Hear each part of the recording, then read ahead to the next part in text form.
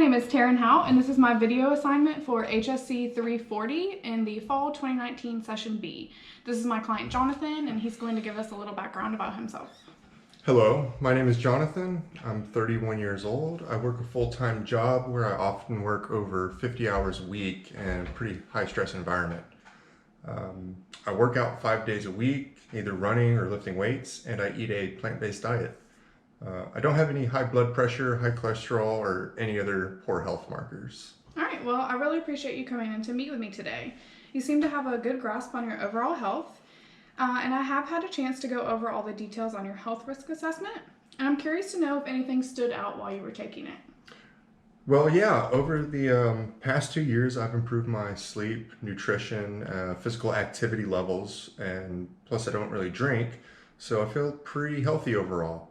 But when I was taking the health risk assessment, I noticed I still have one habit, and that's smoking. I think seeing that as my last unhealthy habit made me realize that it might be time to try and quit. Okay, I think that's a great start. I think it's excellent you were able to have a moment to be consciously aware of your own habits. So can I ask when you started smoking? It was in 2006, so about a decade now. Okay, so it's been a while. And do you remember what made you start? Well, I started smoking cigars and then started smoking them more frequently. And one day I just moved over to cigarettes because it became more convenient. Okay. And that's understandable. And have you ever tried to quit in the past? Several times, but I always pick the habit back up again when I go out into the field or on a mission or deploy. Smoking is very ingrained in Army culture, and I just feel like everyone does it. Okay.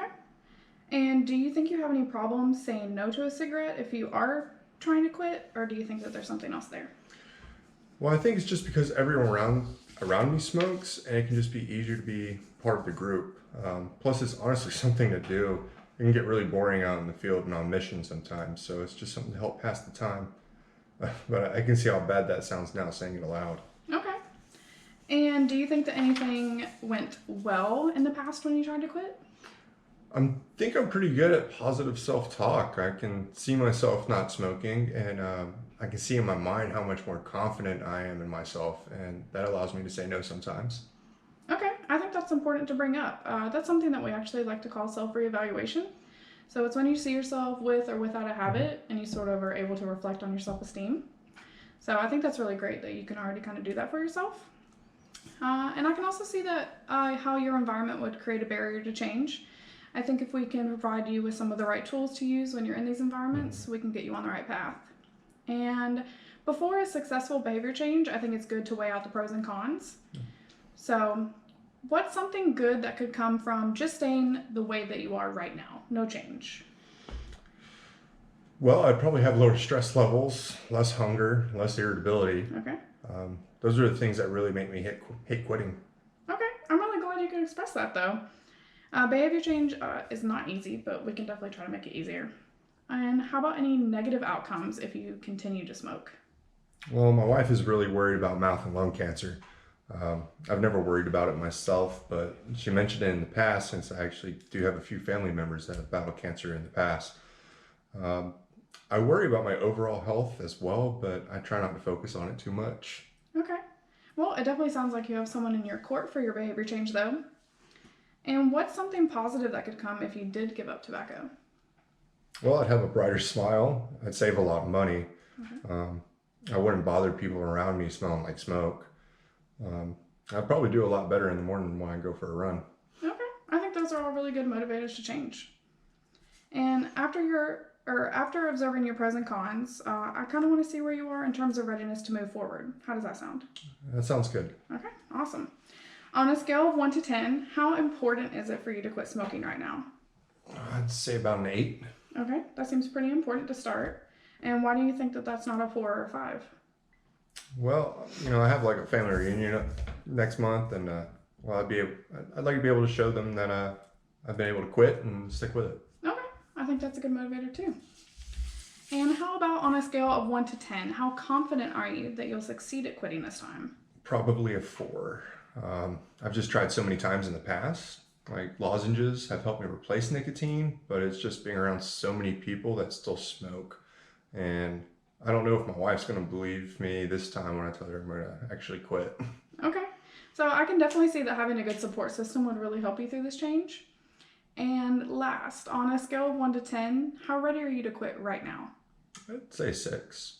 Okay, so right there in the middle. Why do you think it's not an 8 or a 9? I think that I'm ready, but I'm just nervous that I'm going to fail again if I don't have a plan. Okay. All right, well, I think that you've given me a lot of good information to help me understand some of the obstacles that you're used to dealing with in regard to quitting. And I think we're almost there. So, from what I can hear, you're ready for a permanent change, and I believe that places you in the contemplation stage of what we call the trans theoretical model. But I won't dive too deep into the theories right now. But before you can really begin to go into action, we need to get you from contemplation to preparation.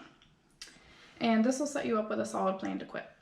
So, I would like to set you up with a SMART goal to prepare you for the action stage, and I believe that the actions within this goal will help boost your self-efficacy and set you up for success while you're actively quitting. I think that smaller, well-planned steps can lead to a successful journey.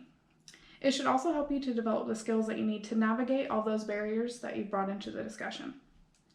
So, I want you to commit to quitting. This has to be your choice, and it does sound like you want to do this for yourself and for good reasons. Does that seem fair to say? It does. I think with a plan and some new skills that I can make this happen. Awesome. So, for your SMART goal, you want to quit smoking tobacco for good. You'll accomplish this by setting a quit date 1 month from today, obtain some lozenges to replace the nicotine, track your smoked cigarettes, and lean on your coworkers and your family during this time. I know that sounds like a lot, but I'll break down why I think that those are important steps. Setting a quit date 1 month from now will give you time to ease into the process, because I think going cold turkey or just quitting right away will probably bring a lot of stress into your home environment, your work environment, and I don't think we want to add stress to your plate. So during the next 30 days, I also think it'd be a good idea to track how many cigarettes you currently smoke, and also continue to track those once you're actively quitting as well. I think this will give you some good data to see, and over time you can see those numbers decrease. I think you can also check out some free apps on your phone. There's a lot where you can plug in how many cigarettes you're smoking every day, and you can see how much money you can potentially save. So I know that you mentioned saving was a motivator. And going back to something that worked for you with the lozenges, I think this will be a great method for counter conditioning. So you'll just be replacing that nicotine from the cigarettes with smaller doses of nicotine from the lozenges. I think that'll help you slowly wean off of the nicotine for good, and it can also relieve some of that boredom that you feel and help with the physical sensation that smoking brings as well.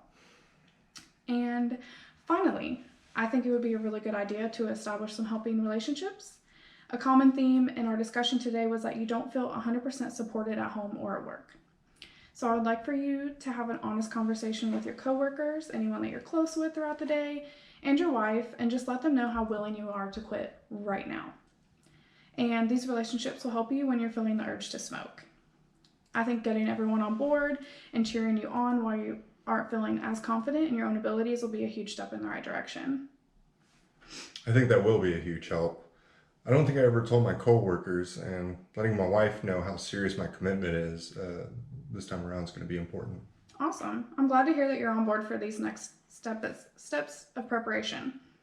And do you think that all of these things are plausible, and are you comfortable moving forward with all these things? Absolutely.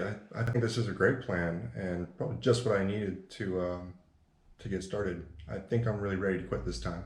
Awesome. I'm really happy to hear that. And I'd love it if you would come back in about a month, right when you're starting your goal, to check in with me, just to see how all of your preparation goals went and to talk about anything else you need to discuss. And then maybe at that time we can also talk about some stress management tips. Thanks. I really appreciate all the help today. Awesome.